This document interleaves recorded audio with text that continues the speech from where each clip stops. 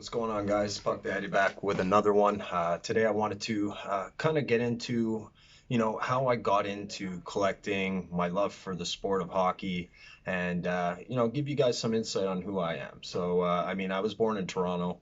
Um, I still live in Toronto currently, but when I was 8, I moved out to the East Coast, and I moved to Moncton, New Brunswick, where my love for hockey and collecting cards really shot off. I played, decent hockey as a kid, and I was very intrigued about, owning a player's card. It was just unbelievable. I remember when I had my first, I guess, my first card with me on it and my stats on the back. I was so thrilled. But I just got really into collecting cards and, usually pick those packs and cards from hockey tournaments. I'm sure you guys can all relate to that. So it just continued from that time. And then it died off a little bit during the 90s, later 90s, where, um, I love the 90s stuff from 1990 to 1994.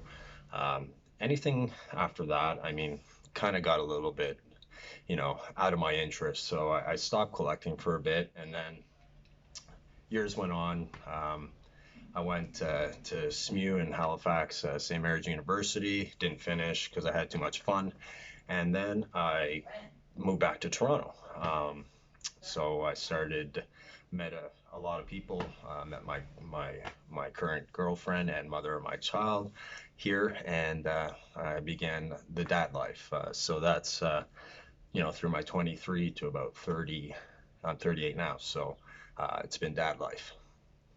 But I got back into collecting during COVID, to be honest with you, last March, and I watched a few guys on YouTube, and it just spiked my interest for the passion.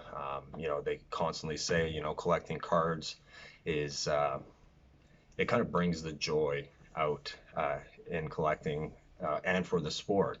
And it definitely does. I love collecting cards. I started back in March after watching a few YouTube guys that were just crushing it at the time, like PSA Collector, um, and a few others. Zeri 11 was another guy I was really into, and it brought back that passion. So I started diving into a lot of 80s rookies, as you can see in previous videos. My very first one was my first like pickups of what I was purchasing at that time. And I bought almost every notable 80s rookie.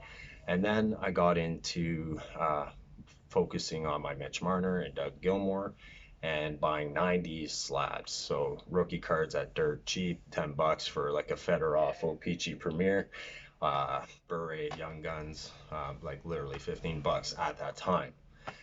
And then, I joined a few groups on Facebook, vintage groups. I created a 90s group because I noticed a trend in a lot of the groups where if you ever posted anything 90s, they would rip you and, pretty much tell you where to go and this wasn't vintage and da da da. So I said, hey, you know what?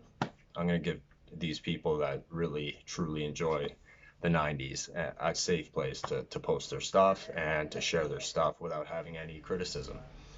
Good idea. So I created Junk Wax Beauties, 90s hockey cards on Facebook, the group.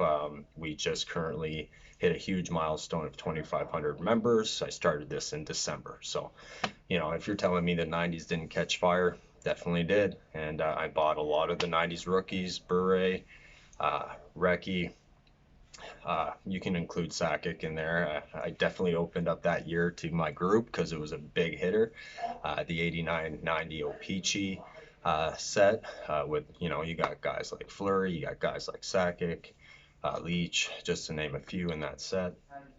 And I started purchasing a lot of Gretzky stuff too as well at that time. Then something happened. I don't know, this wave of increasing in pricing. The values on cards were just shooting up. You all know when that happened with the 80s. The Gretzky rookie card sold for 1.2 or something like that, and that really spiked up values for a lot of the hockey cards under him. So like the Lemieux, the Patrick Roys, the all those notable Hall of Famers, Mark Messier. It just trickled down all the way down to the Yager, where you're getting a PSA 10 OPC Premier Yager for what is it, $1,000? Crazy. People would never have thought that back in the day, or even 5 months ago. So, the group kind of set fire, and kind of put attention on the 90s. I was pretty proud of that. Um, Being the guy who created the group, I did sell the majority of my 90s stuff at like 2, 3x, and reinvested that money back into other cards, such as my Mitch Marner PC, which I'm very proud of, as you know. What else? So yeah, that kind of like then my passion just grew and grew and grew, and I started thinking like, hey, I'm starting to see all these guys really like, do this and do this legitly and make it a business, right? So that increased my drive to learn more about the industry, learn more about how it works, the values, the cards, really just try to educate myself on the hobby itself. So I watch guys on YouTube constantly. I watch how to increase my audience on YouTube. I really put in the work to really reach out to my viewers and kind of give them something that other guys don't do. You got to be unique today, and this platform is there to really be yourself. So that's kind of like my whole collecting history.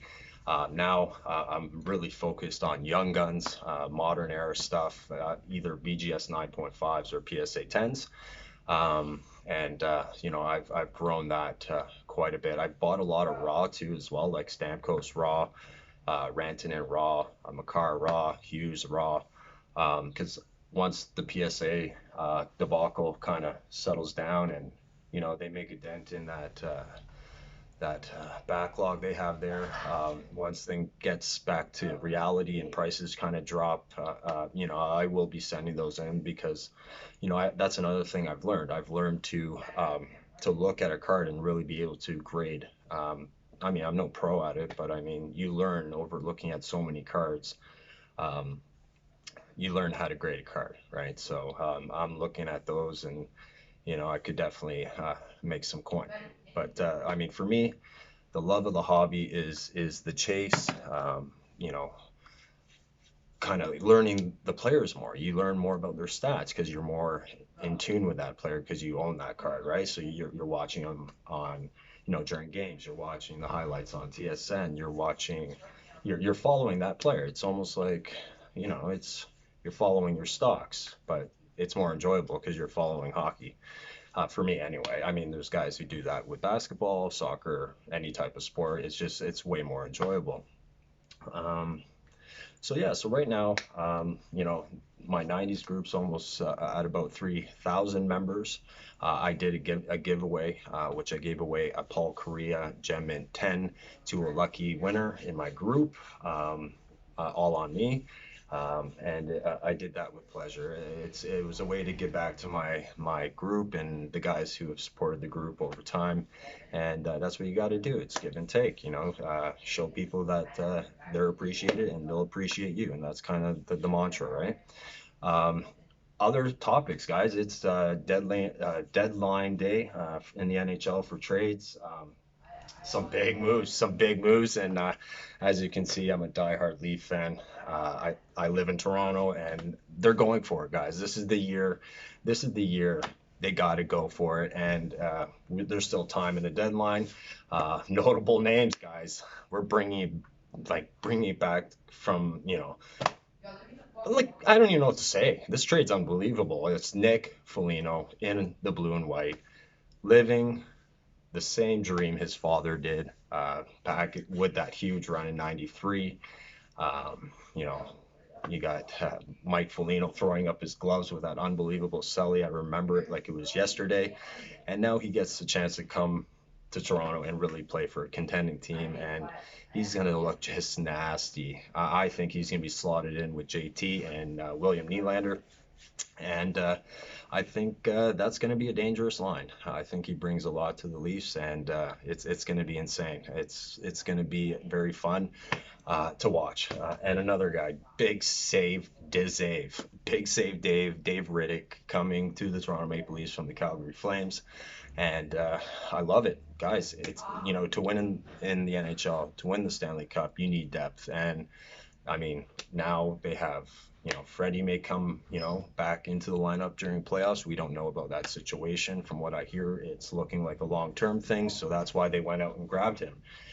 They got Jack Campbell, who's setting records in the NHL and within the Leafs organization. He's been outstanding, and I love the guy. I mean, he's the stereotypical type of guy you want in the locker room. He is just positive all day, and he's unbelievable. I love Jack Campbell. I'm very proud of him, the way he's stepped up, and he's still humble, and he's focused on the prize. That's all he cares about, and he always gives back to the players. Gives the players credit, like tapping them. He gives all credit to the players in front of him, and that's an excellent teammate right there. What other news? You got Taylor Hall moving to Boston, which I think is a gigantic move. I think they'll get the best out of him.